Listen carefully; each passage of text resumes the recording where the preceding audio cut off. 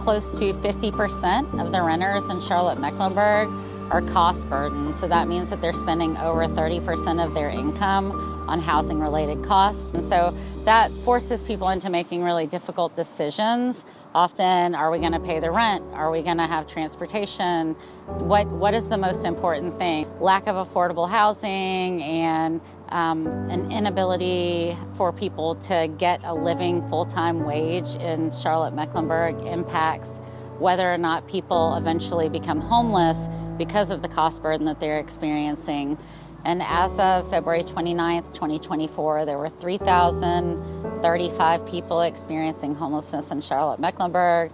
That includes singles, families, minor children, and that is actually a 25% increase from just last July. We've continued to see a decline in available units, rental units here in Mecklenburg County. It's only about 12% of units in the area is what we can call affordable. This number, it continues to decline, and what we're seeing is that the growth of Mecklenburg County is increasing. As a result of that, we're seeing rents increase. It is forcing our neighbors to rent up, causing them to spend more money in housing costs, which is really not affordable to them. So SHC currently operates a permanent supportive housing complex called McCreech Place.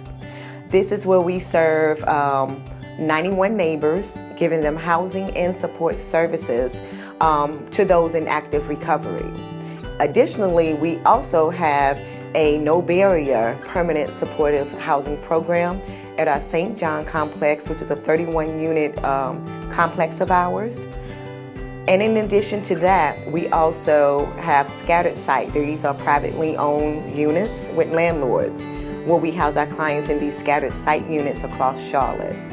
So through partnering with over 50 landlords throughout the community in Mecklenburg County area, we are focused on sustaining clients into their units and keeping families together. I was homeless and they helped me out. I was down and out. I had a stroke. I've been here and there, friends, staying with friends, been out in the street, but I never had a place of my own. Well, never having a place of my own, I said, when we first came in, I was like, I'll take this right now. She said, no, we can't take it right now. Yeah, when I moved here, a lot of stuff will change. I can cook when I want to. I'm a pretty good cook too. But it changed a lot, man, I tell you. I think the first day I moved here, nobody know, I ain't told nobody. But I cried like a baby. Just being so happy. Yeah, it was all right, man.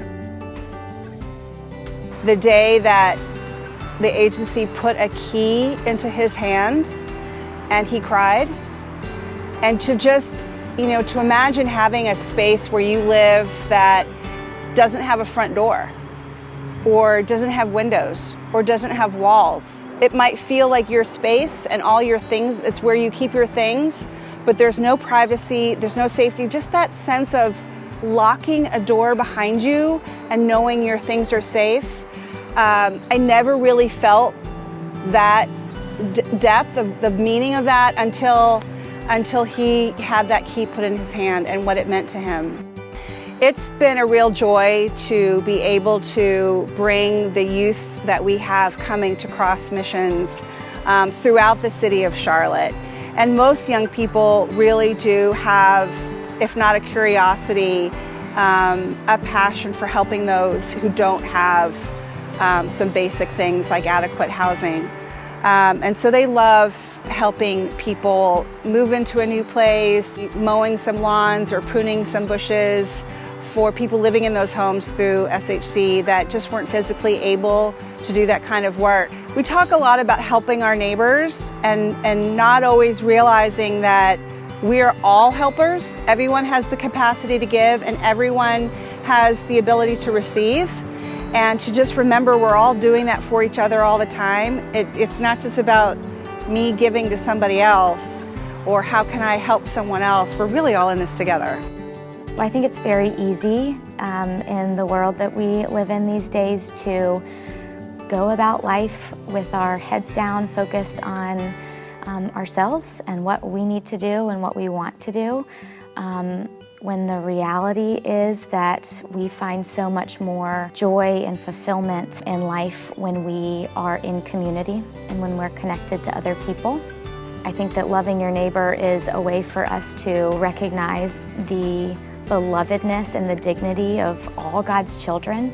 I think it's what we're called to do. I think we are called to love our neighbor. When there is a place and an opportunity for us to live into that calling, we ought to say yes and move in that direction. You know, I have experienced it myself that in doing so, there's a lot of joy, and it's a good way to go about life.